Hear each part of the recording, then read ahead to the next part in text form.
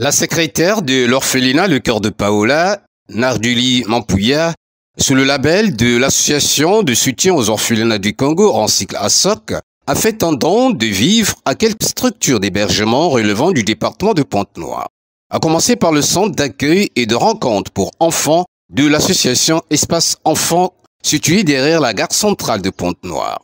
Ici, elle a distribué des vivres destinés aux 16 pensionnaires de cette entité sociale.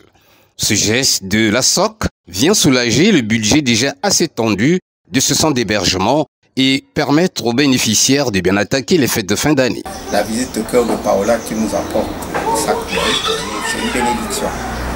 Et ça nous va droit au cœur parce qu'on sait qu'il y a aussi surtout des enfants en situation de vulnérabilité et que quand ils ont un peu, ils pensent aussi à nous. Donc ça nous fait vraiment un grand plaisir. À chaque fois qu'on reçoit une visite, c'est pour nous un grand plaisir parce qu'on se dit on n'est pas seul, on n'est pas oublié. Et surtout à la veille de la fête, c'est une grande joie. On a besoin, donnez-nous, visitez tous les centres qui s'occupent des enfants. Mais n'oubliez pas qu'après la fête, la vie continue. Donc avec le Cœur de Paola, on est dans la même direction et on connaît bien la situation des enfants et on a besoin du soutien des autres pour qu'on avance. Donc vous comprendrez que aux enfants, c'est leur souhaiter une bonne fête et tout en souhaitant que ça vient de commencer avec le Cœur de Paola et peut-être ça va se poursuivre avec d'autres personnes pour qu'on passe une bonne fête avec tous les enfants. Après quoi, Narduli Mampouya a repris son bâton de pèlerin pour aller de l'autre côté du quartier Côte-Matev pour accomplir le même geste, mais cette fois en faveur de l'orphelinat Amour de Dieu, un vieux et de la vieille. Cette dotation alimentaire était essentiellement composée de sacs de riz, cartons de savon, bidons d'huile, spaghettis, papier de toilette et autres vivres. Cela a constitué une véritable bouffée d'oxygène pour les 19 pensionnaires de cet orphelinat et qui entendent utiliser à bon escient ces dons alimentaires. Et la promotrice Françoise Bouillou a exprimé toute sa satisfaction au regard des besoins épinglés par sa structure en cette période des fêtes de fin d'année. C'est un geste très formidable, un geste noble, un geste vraiment compatissant, parce que eux-mêmes, ils sont comme moi. Et ils sont venus par rapport au surplus qu'ils ont eu et ils ont enlevé une part pour venir me donner. Je peux te remercier.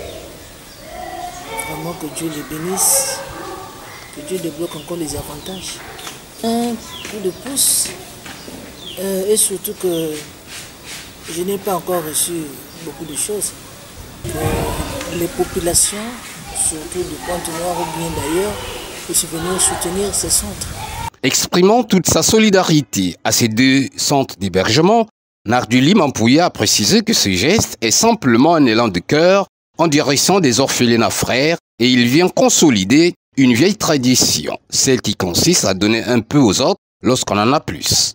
Nous apportons ce don et nous demandons aux responsables des orphelinats que nous avons visités de pouvoir mieux utiliser ces dons-là au profit des orphelins et des orphelines qui sont dans ces lieux d'accueil. Un geste habituel et c'est un geste d'amour. Comme en période de fête, décembre déjà, et les fêtes arrivent.